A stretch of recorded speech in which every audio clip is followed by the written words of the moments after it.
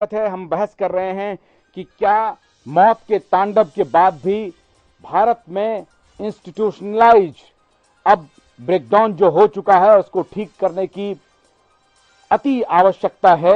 और इसके लिए जो कुछ सलाह आ रहे हैं, हमने समस्या पर भी चर्चा की पहले दूसरे राउंड में, और तीसरे राउंड में हम चर्चा कर रहे हैं कि कुछ सॉल्यूशन क्या हो सकता है।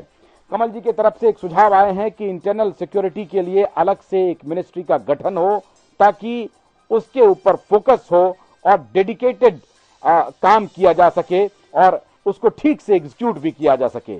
और दूसरी बात यह कि पॉलिटिकल बिरादरी को अब ये जो नेग्लिजेंस का जो भाव है उनके अंदर, उनको त्यागना पड़ेगा।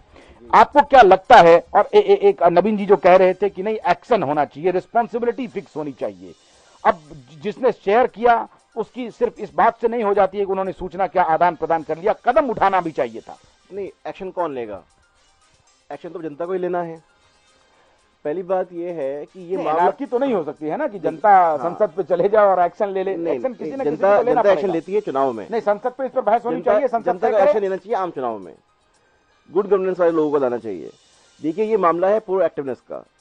जब सूचना दी तो हमारी जो तंत्र था, हमारी जो सरकार थी, ये प्रोएक्टिव नहीं हो पाई। नहीं तो आप क्या कह रहे हैं कि अब जो गुड गवर्नेंस के लिए आम चुनाव होंगे तो जनता लोहिया की तरह जिंदा कौमें 5 साल तो इंतजार करती नहीं है जी। तो अब जनता क्या करे इस बीच में? राइट टू रिकॉल का हमारे यहाँ व्यवस्था नहीं है। क्या आपको लगता है कि सरकार, संसद का जो बजटीय सत्र अभी चल रहा है उसमें सीधा विपक्ष कहे कि जो जिम्मेदार हैं उनको इस्तीफा देना पड़ेगा? देखिए, मैं बता दूं आपको, ये जो आतंकवादी संगठन है इंडियन मुजाहिदीन, ये बहुत सालों से सक्रिय है।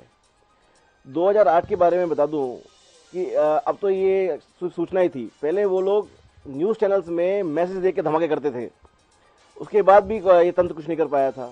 नेता विपक्ष होते थे उस समय 2008 में एल के अडवाणी साहब ने कहा कि न्यूज़ चैनल के पास सूचना आई, फिर भी ये हो गया।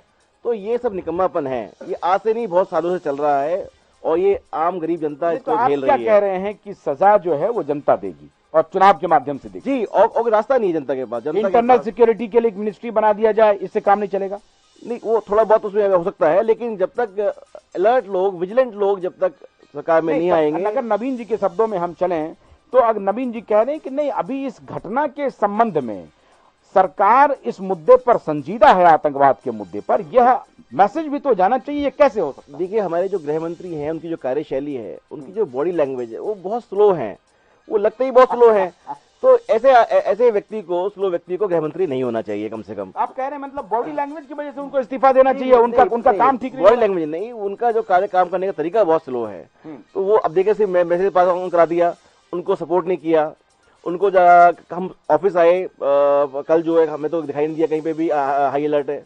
आराम से, मतलब कहीं पे भी जो है केंद्र सरकार को सहयोग राज्य सरकार की तरफ दिखाई नहीं दिया। सरकार कहेगी हाई अलर्ट आपको दिखेगा नहीं, वो तो सिक्योरिटी फोर्सेस सड़कों पर होते हैं। हाई अलर्ट तो इंटेलिजेंस का हाई अलर्ट होता है। देखिए क्या है, कम से कम आम आदमी में भी ये मैसेज होना चाहिए कि देयर इज समथिंग सीरियस, और कम से कम क्राउड जगहों पे वो ना जाएं।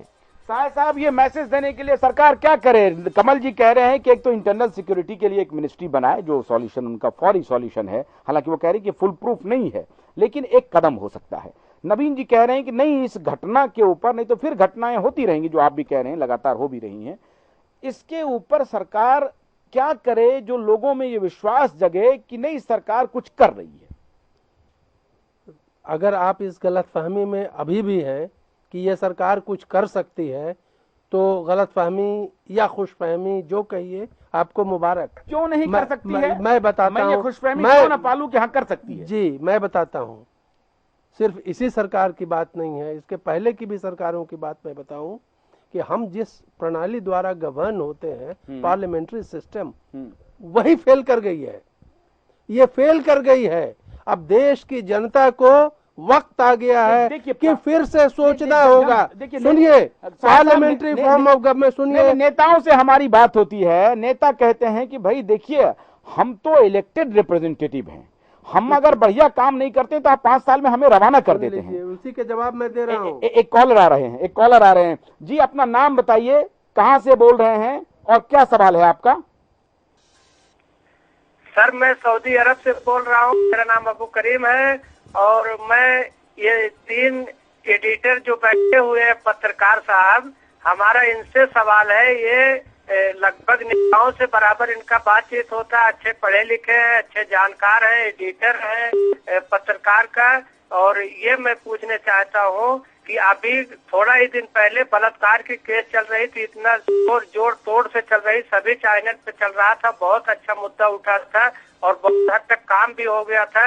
और वो मुद्दा दबाने के लिए बम विस्फोट कांग्रेस सरकार करवा दी है और जितना हो रहा है कांग्रेस सरकार के जरिए हो रहा है। अगर ये बम विस्फोट कराना है तो कांग्रेसियों के ऊपर क्यों नहीं होता या कोई नेता के घर पे क्यों नहीं होता, ये आम जनता के पास क्यों होता है? नहीं, ये तो कमल जी कह रहे हैं कि नहीं, देखिए हमारे यहाँ आतंकवाद के शिकार नेता भी रहे हैं और हम तो प्रधानमंत्री को भी हमने खोया है, उसी का शिकार रहे हैं। वो तो बात सही है, आप ठीक कह रहे हैं, लेकिन अभी आपने मेरे ख्याल से कमल जी की बात को दुरुस्त किया कि नेता को अब जिम्मेदारी लेनी पड़ेगी, उसी पर हम चर्चा करें। बहुत बहुत शुक्रिया, आपने इंटरनेशनल कॉल किया और अपनी राय रखी, बहुत बहुत शुक्रिया।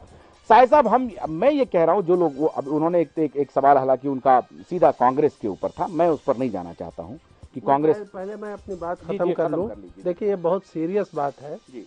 अगर हम सब ईमानदारी से मिल बैठकर सोचे जी, तो हमारा पार्लियामेंट्री सिस्टम फेल कर गया है, फ्लॉप कर गया है। आजादी के तुरंत बाद जब तक इसकी हनक बरकरार थी, समझिए 25-30 वर्षों तक मोटा मोटी, देखिए शासन सिर्फ सिस्टम पर आपको संदेह है, बता रहा हूं, तो पार्लियामेंट्री सिस्टम कैसे दुरुस्त संदेह नहीं है।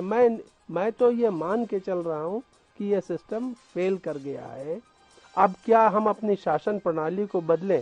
मैं पार्लियामेंट्री सिस्टम की फेलियर की इसलिए बात करता हूं, इसमें बहुत सी विसंगतियां आ गई हैं। माने इसमें किसी की जिम्मेदारी नहीं है, नहीं, किसी की नहीं है। वोट बैंक की राजनीति यहाँ होती है।